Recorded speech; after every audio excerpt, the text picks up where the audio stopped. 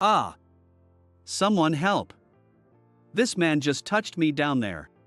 The woman's voice echoed through the hall where jazz music was playing. Now in the silent hall, there was a woman sitting down right in front of me, who looked unwell. She was the one who screamed. What? What happened? He touched you down there, that means. No, you have to listen to me. I was only trying to help her, but I couldn't bear the stares of the other guests, all whispering and looking at me. A few days later, for some reason, she showed up at my workplace and said, "I booked a private room at the hotel. You need to take responsibility for that day." My name is Kevin Moore, I'm 19. I'm healthy, but I've chosen a somewhat unconventional life. My parents passed away when I was in middle school, and my grandma took me in and raised me. But my grandma either wasn't in a position to take me in easily.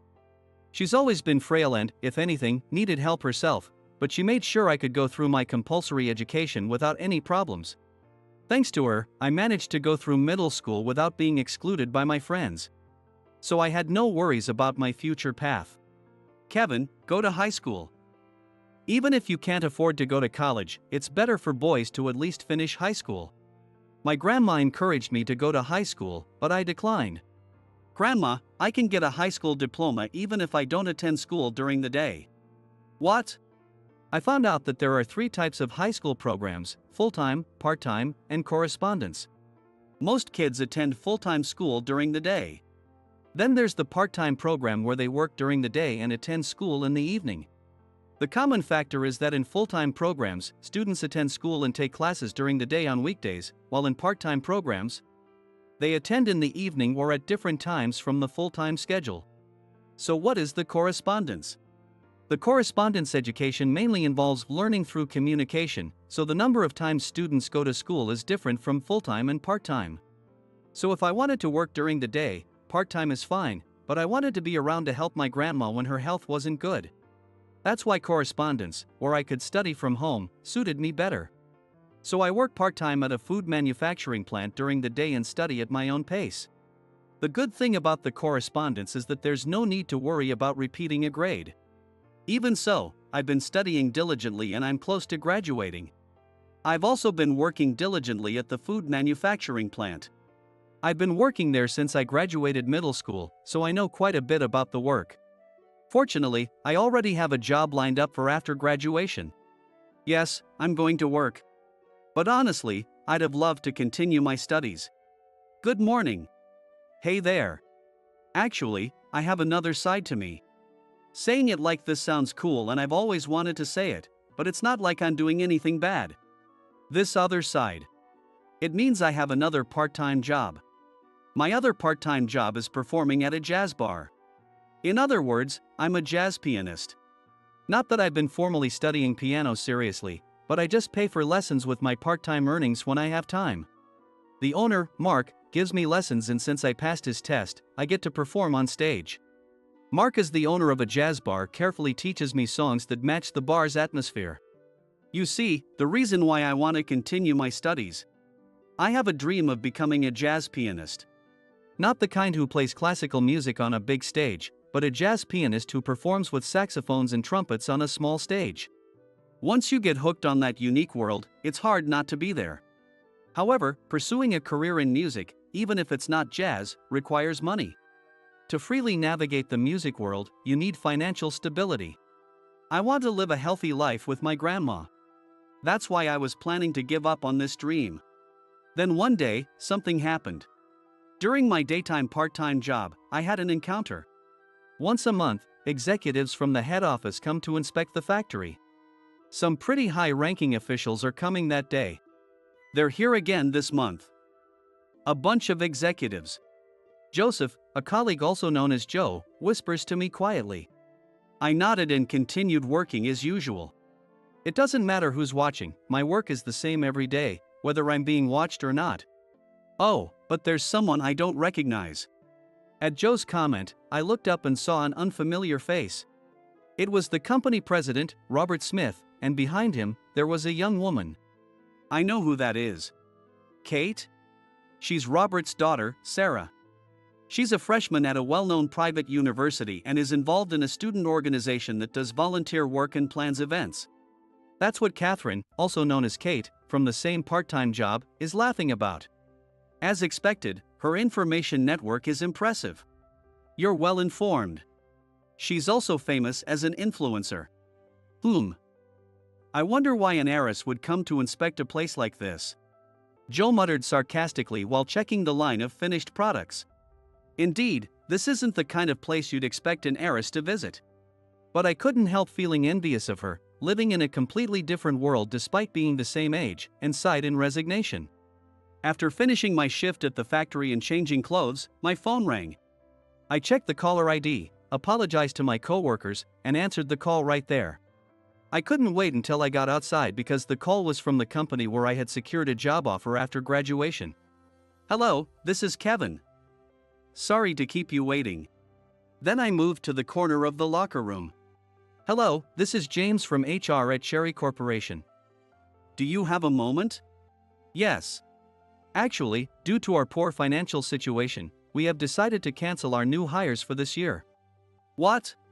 We're very sorry, but we have to ask you to consider this as an unfortunate circumstance. James just delivered the bad news and hung up without waiting for my response. What? What did he just say? Unfortunate circumstance? What does that mean? My mind was spinning with confusion. My job offer had been rescinded. Was it because I attended a correspondence high school? I had carefully chosen what I thought was the best path, and this is the result? What am I going to tell my grandma? In a daze, I headed to my part-time job at the jazz bar. I sighed repeatedly while working. It's not like I get to play the piano here all the time either. When I'm not playing the piano, I clean and serve orders to the customers. However, I was quite distracted. I was aware of it, but the cancellation of my job offer was a big shock. Hey, Kevin. Mark. Come to the back room for a moment. Okay. I braced myself, thinking he was going to scold me for being distracted at work, but Mark offered me a seat and a warm cup of tea. Kevin, you're acting strange today. Did something happen? What? Everyone is worried. They say you seem down. Hearing Mark's kind words, I shrank in my chair. But with the warm tea and Mark's gentle gaze, the emotions I had been holding back overflowed, and tears streamed down my face. I stained my black slacks, the uniform of the bar, but the tears wouldn't stop. Actually, today, my job offer was canceled. What? They abruptly stopped new hires. Since I don't have parents and got my high school diploma through correspondence, I was probably the first to be cut. Wasn't your job offer with Cherry Corporation? They've been doing well lately, haven't they? Mark's words made me think, yeah, that's right. That's why the job listing didn't mention anything about educational background. But HR said, due to poor business conditions, we're canceling new hires.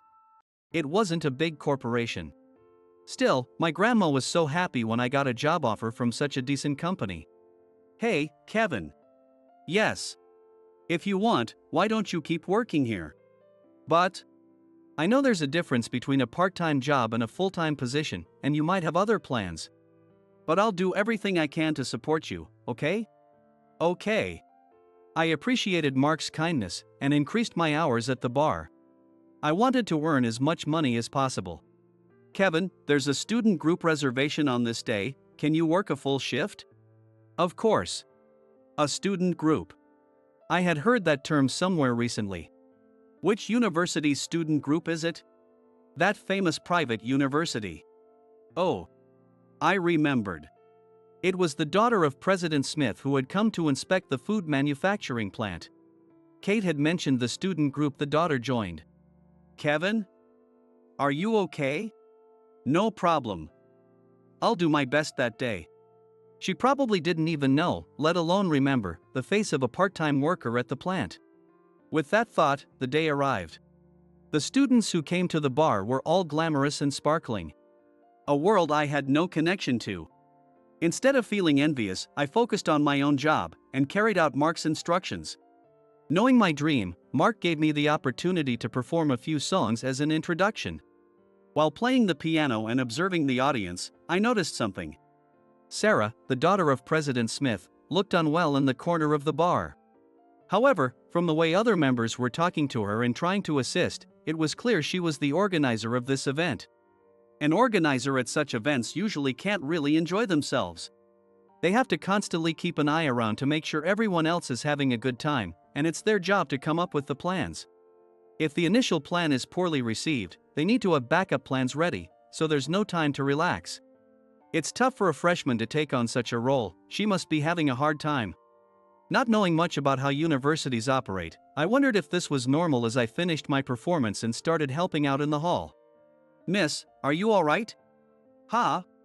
Shall I bring you some water?" I asked her as a hall staff member. "I'm fine.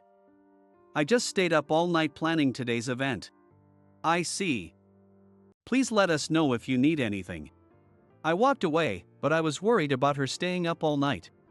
However, I couldn't just focus on her. While doing my job, I listened to Mark's solo performance. I saw Sarah unsteadily heading out of the hall, probably to the restroom. However, she suddenly collapsed as if she had gotten dizzy, and I immediately rushed over to her. No one else noticed because they were all engrossed in Mark's performance. "Miss, are you all right?" I spoke softly while approaching her, but she didn't respond. If she was in such bad shape that she couldn't hear me, I couldn't just leave her there. Then I said, "Miss, excuse me," and touched Sarah to help her stand up. First, I intended to move her to the staff resting room where she could take a moment. I thought if she could rest there, she'd feel better. Ah! But as I supported her, she suddenly screamed. I was startled but kept holding her to prevent her from falling. "No! Someone help! Oh, miss, hold on! No! Someone help! What? This man just touched my butt." I was shocked by Sarah's screams, but I couldn't let go of her since she was still unsteady on her feet. My heart was racing as Mark stopped his performance and looked over from the stage. The gathered students saw me holding Sarah's arm as she sat down, and they started whispering among themselves. "That's disgusting, touching a girl in the dark. Shouldn't we call the police? Is this place safe with guys like him?" Hearing those comments, I felt a deep shame and tears welled up. "Ha!" Sarah, who had started the commotion, seemed to realize the impact of her words. "Excuse me for a moment. Kevin, calm down. Take deep breaths." Nodding at Mark's gentle voice, I took small, slow breaths. "Miss, what happened?" Mark asked softly and gently.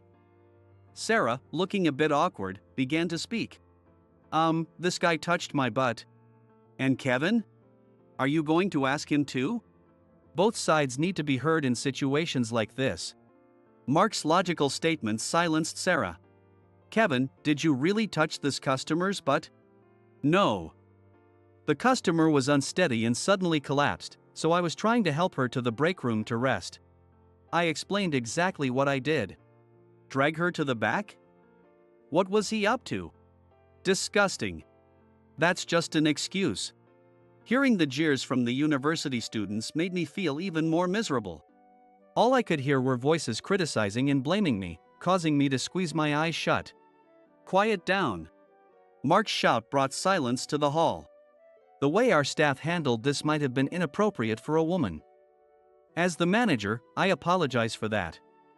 "Miss, I am truly sorry for the careless handling." Mark bowed his head towards Sarah.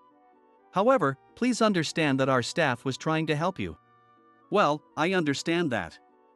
He was the one who noticed I wasn't feeling well." It seems Sarah remembered when I had checked on her earlier. The other university students were clearly unhappy with this outcome and continued to murmur. Seeing some of them trying to point their phones and cameras at us, Mark immediately stepped in. "Please refrain from taking any photos. This is not a matter for those uninvolved to amuse themselves with. If my staff faces any defamation without evidence, we will take appropriate action." This is not a threat, it's a promise. Mark's firm declaration silenced any objections. After that, Mark took Sarah and me to the back room. In the hall, the jazz performance resumed, and the students' chatter filled the air. "I'm sorry for touching your butt. I didn't mean to." I immediately apologized to Sarah. "And sorry for causing a scene, Mark." "No.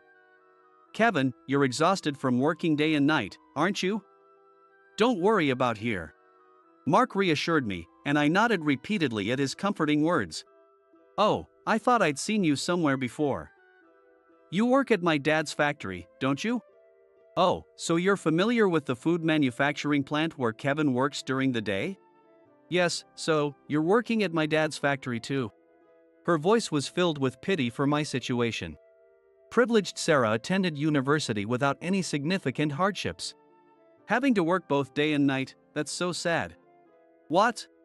Her casual comment made me raise my voice slightly. How could I describe my emotions at that moment? A complex mix of anger and a deep sense of helplessness. You have no right to call me sad. I'm here because I want to be, I said quietly, glaring at Sarah. A few days after this incident, I was stopped as I left the factory after my shift. Hey, Kevin Moore. Hearing my full name, I turned to see Sarah. I need to talk to you. I don't have anything to say. We had agreed to keep the bar incident quiet.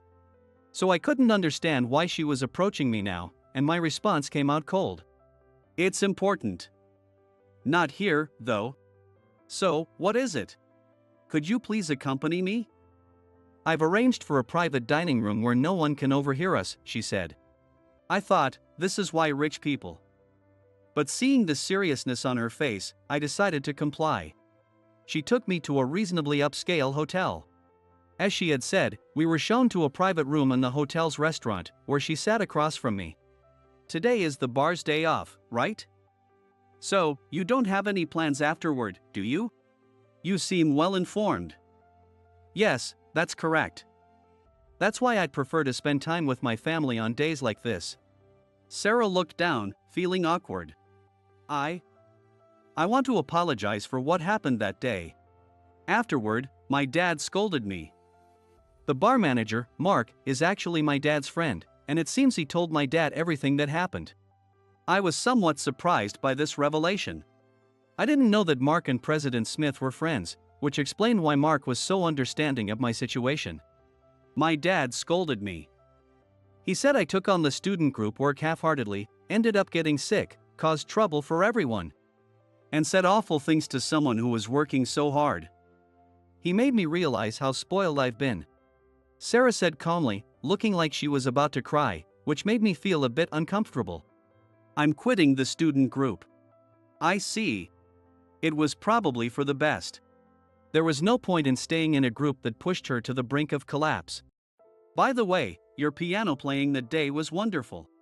Oh? Thank you. I replied vaguely, surprised by Sarah's sudden compliment. Hey, have you thought about furthering your studies seriously? What? You love playing the piano, don't you? I do. But if you've heard about my situation from Mark, you should know that's not possible. Currently, my highest level of education is a high school diploma, but some people still mock me for attending a correspondence high school, considering me as good as a middle school dropout. My only family is my grandma, and we can't afford the expensive tuition of music education. I can't burden my grandma. Did you know that my dad runs a scholarship program for arts universities? No, I didn't. If you're financially struggling but have good grades, they cover not only tuition but also provide a monthly stipend equivalent to a full-time salary. You know what I mean? Hearing this, I started to think. I fit the criteria of being financially struggling with no parents. But what about my grades? I thought about how beneficial the tuition and monthly stipend equivalent to a full-time salary would be, but then shook my head. Even so, my grandma is already elderly, and I want to be close enough to help if anything happens. Additionally, the school offers grants that don't need to be repaid. With these combined, you wouldn't have to worry about money and could focus on studying freely.